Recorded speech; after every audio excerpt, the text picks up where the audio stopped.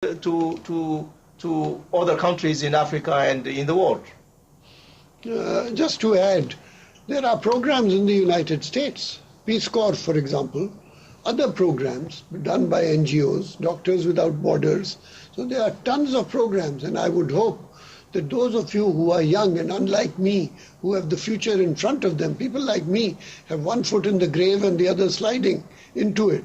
So I'm done for. But you have the future, you are the hope of the world. And so I hope you will go out and see these places and try to understand that we live in one world, not in two worlds. And this whole concept of the third world, I've never understood how 3/4 of the world can be the third world. They should be the first world. And the rest of us should be second or third world, us in the developed countries.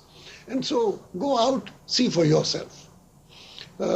Over to T-Neck for 2 questions from that end. Good morning. My name is Afsha Ali. I'm a freshman political science major. I had a question regarding the refugees. What is being done directly about those that refuse to enter their neighboring countries because they're perhaps fleeing from war and corruption? As we didn't hear the second part. What is being done about what? About the refugees that are about trying to flee their countries because of war and corruption, and they're being refused to enter these countries. And you said earlier that migration is one of the key human rights that is being deprived from these people and leading to more poverty and civil strife. What is directly being done about these refugees? Let me take this. It's a very sad answer that I have to give you. We have a caseload of more than 20 million refugees and internally displaced persons in the world. In other words, a very large number in millions of people have had to give up their homes, either because of political reasons, which is political oppression, or because of conflict, which means they just won't be able to live if this carry on, or because of poverty, in which case they have to move out in order to find better food somewhere else. Now, these are very strong compulsions. And our job as committed international citizens is to see whether we can find solutions to each one of these different cases. Now, in the case of refugees, we have unfortunately a very untenable definition of refugees. A refugee is defined as a person who crosses the border of his country. If you are thrown out of your home and you have to go and set up a camp in some other part of the country, you are not considered a refugee. You are considered an internally displaced person. And we have a very large caseload in the world of internally displaced persons. But they do not come under the official definition of refugees. And so if money is in short supply and the High Commission for Refugees has very limited amounts of money, then they will spend it first on those who cross borders and only subsequently on those who are internally displaced persons. And so not much can be done. We need more money. We need more attention to prevent wars. Many of these wars are avoidable wars. We had this situation in Rwanda. In Rwanda, what was coming, and 1 million people had their throats slit in a matter of 2 months. We saw it coming. And in fact, a telegram arrived from the general, the Canadian general there to say, we are about to have a massacre. But we did nothing. And we did nothing because we did not have the political will to go and do something in Africa. So we said, oh, things will be sorted out automatically. The result was 1 million people dead. And so you need early warning systems. You need political will to roll up your sleeves and go there and say, I'm going to prevent it. And you have to prevent it because the cost of prevention is 1/10 the cost of cure subsequently. If you take your medicines before you fall sick, you will not fall sick. But once you are sick, you have to spend that much more in order to get out of your sickness. This is a known fact. And so we don't quite have the political will. And that's why I am delighted that Fairleigh Dickinson took the lead in coming up with this concept of human rights and refugees. Because if you are convinced, then as I said, you are the future who are going to take control of this problem of political will.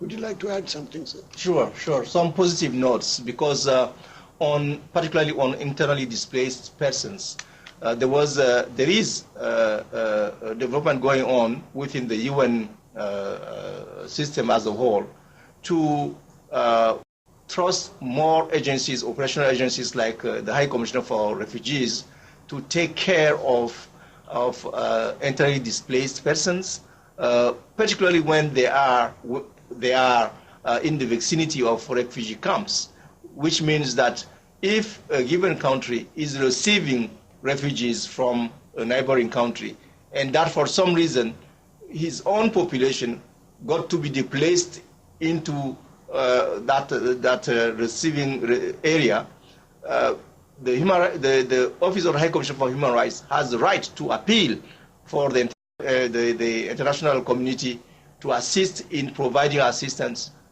to refugees and displaced persons. Of course, it's not very convenient, because all comes to the issue of resources. Why should the international community be funding assistance to people who have never left their country? Is the responsibility of the country of origin to take care of their nationals. So why should the international community come in? But more and more, it is said that displacement or forced displacement are due to problems that are inherent to the country in question, and that the country has no means to alleviate the suffering of the victims. Therefore, more and more, the international community is agreeable in providing resources for internally displaced persons known as IDPs. And you see the case in Kenya now with what happened in December. People got threatened. They have to leave their areas of origin or of habitual residence and go into areas where they need some assistance, and the international community is actually providing assistance to them. Would you like to talk for a minute about Darfur also, because you have personal knowledge, you come from Chad, and in Darfur you have this mix of both internally displaced persons and refugees, the internally displaced in Darfur itself and the refugees in Chad. In Chad. Yeah, the challenge is in numbers as well, because in Darfur we are talking about 2 million individuals displaced. So the whole area, which is seen to be twice the size of France, I think, is in movement, forced movement due to violence in that area. There is a problem of access to this. That's the main issue in a situation of conflict. Access in terms of security for the humanitarian workers, but access also in terms of infrastructure. This part of the country is not that developed, and there are only dirt roads. So the issue of access is serious, and even if you have resources, taking them to areas of displacement is a nightmare. Then those who have crossed to Chad are even in a more landlocked area, because that part of Chad is something like 800 miles away from the capital city. Chad is being a landlocked country. No roads, but only dirt roads to these places. So the challenge is there. We are talking about 250,000 individuals.